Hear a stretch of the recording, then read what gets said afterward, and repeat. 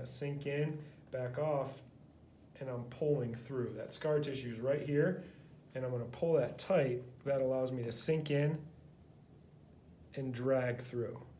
I'm going to sink in and drag through. This will get red pretty quick, but you can push this a little bit more because it needs it. Now, once we're done there, we're going to go down to the next spot. And when we get into that tendon, we actually want a little more tension. So we'll bring that leg back even more. Use that leftover lotion in there, and you always want to hold distal to it. And then I'm going to go through and pull, depth, back off, pull through, depth, back off, pull through. I get an effective treatment in there. And a lot of times what will happen is it usually gets really bad up through here where that junction comes together.